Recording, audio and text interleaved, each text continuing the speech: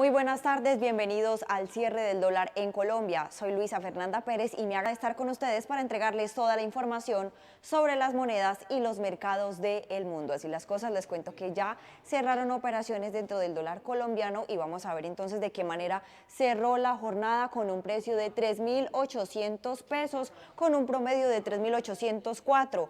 Alcanzó una apertura, o más bien en la jornada de hoy registró un valor de 3.790, nuevamente pues retomando esos 3.800, alcanzó un mínimo de 3.785 y un máximo de 3.822 pesos. Se negociaron más de 2.000 transacciones, específicamente 2.276, con una TRM de 3.804 pesos.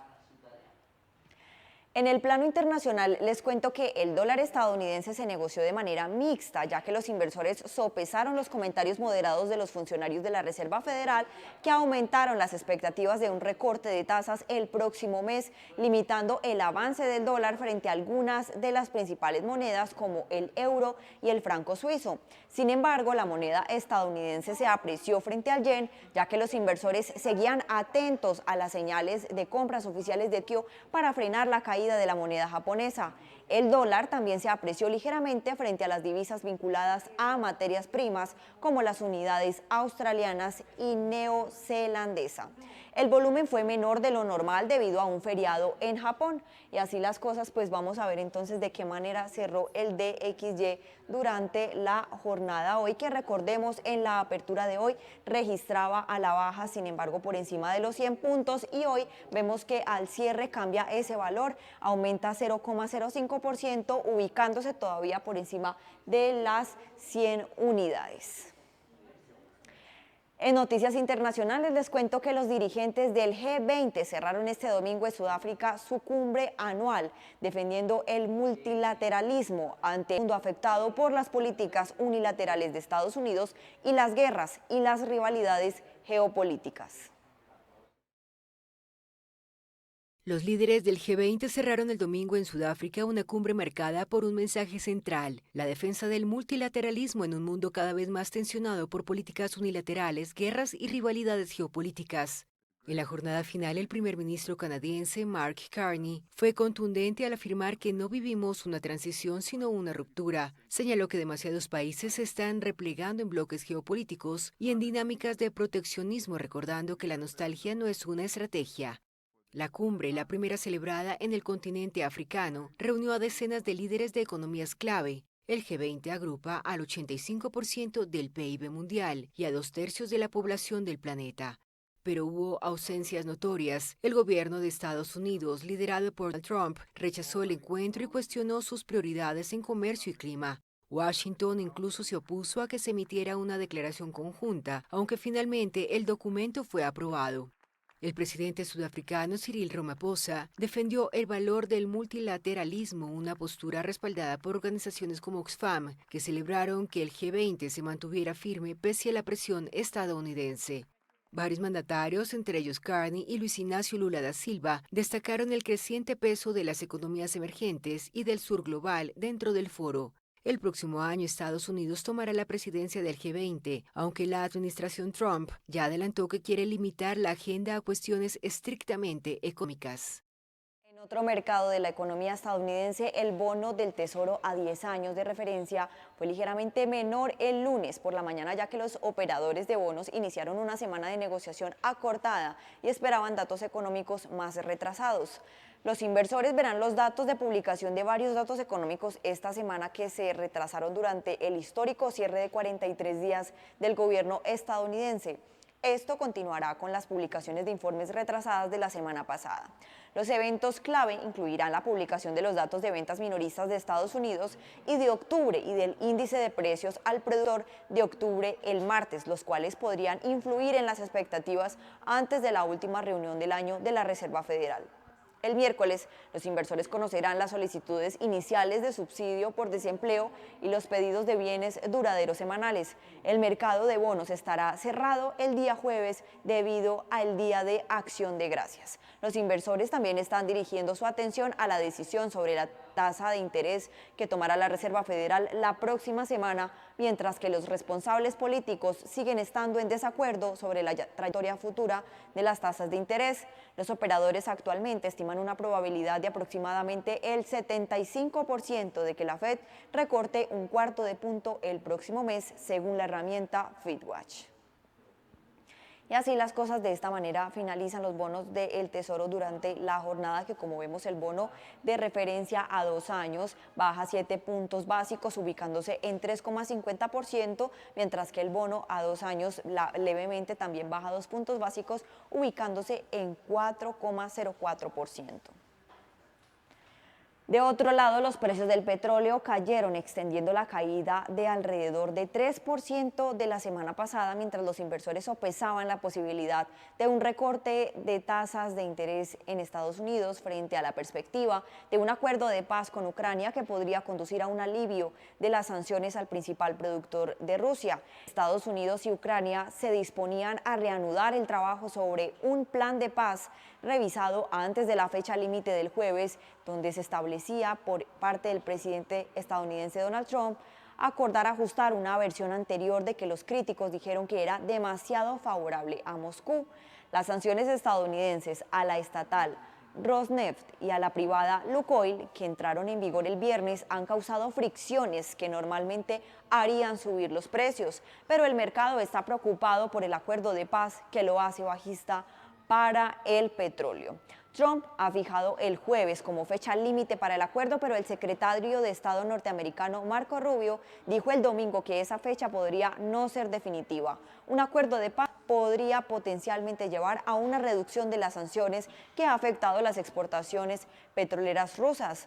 Rusia fue el segundo mayor productor mundial de crudo después de Estados Unidos en el 2024, según la Administración de Información Energética de Estados Unidos.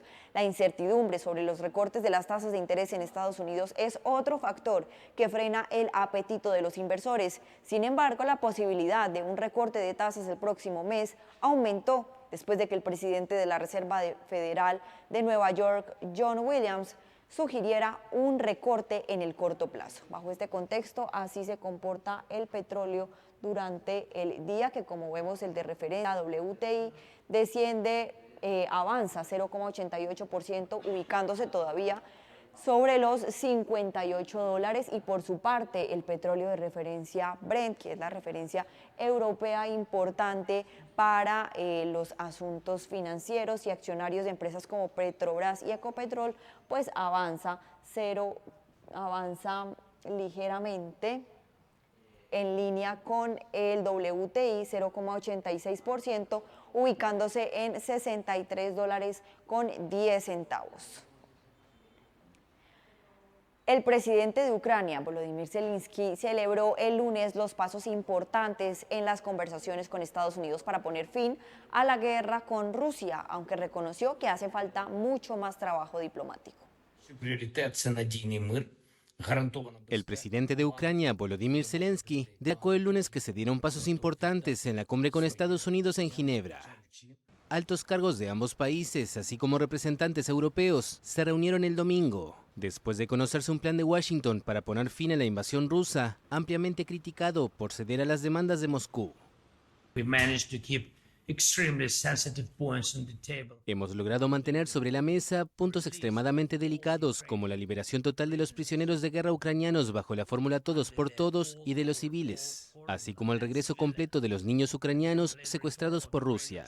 Se trata de medidas importantes, pero para lograr una paz real se necesita mucho más. Representantes estadounidenses y ucranianos adelantaron que la reunión analizó una nueva versión de la propuesta, en la que reafirmaron que cualquier acuerdo futuro debe respetar plenamente la soberanía de Ucrania. El presidente de Estados Unidos, Donald Trump, dio inicialmente hasta el próximo jueves a su par ucraniano para responder a su propuesta, pero el sábado indicó que este plan no era su última oferta. El jefe de la diplomacia estadounidense, Marco Rubio, señaló que los puntos que siguen pendientes no son insuperables, por lo que simplemente se necesita más tiempo. La versión inicial del documento había sido recibida con satisfacción por el presidente ruso, Vladimir Putin, al retomar varias exigencias de Moscú, como que Ucrania ceda territorio, acepte reducir el tamaño de su ejército y desista de unirse a la OTAN. Paralelamente ofrecía garantías de seguridad occidentales a Kiev para prevenir cualquier nuevo ataque ruso.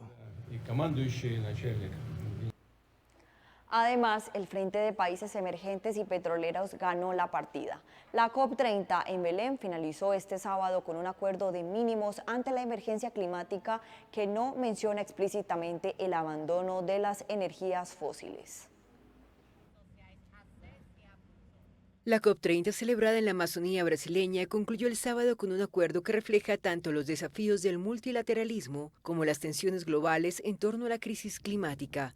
A pesar de las expectativas, el resultado final fue un pacto de mínimos ante la emergencia climática que no aborda explícitamente el abandono de los combustibles fósiles. Tras 2 semanas de intensas negociaciones, los casi 200 países participantes lograron llegar a un consenso, pero a costa de reducir las ambiciones. El acuerdo subraya la necesidad de acelerar la acción climática de manera voluntaria y triplicar la financiación para la adaptación climática en los países en desarrollo. Sin embargo, la propuesta para una transición de los combustibles fósiles, respaldada por unos 80 países, entre ellos Colombia, Francia, España y varios países africanos, no fue incluida en el texto final. A pesar de esto, el presidente de Brasil, Luis Inácio Lula da Silva, se comprometió a seguir trabajando en una hoja de ruta que facilite una transición energética justa.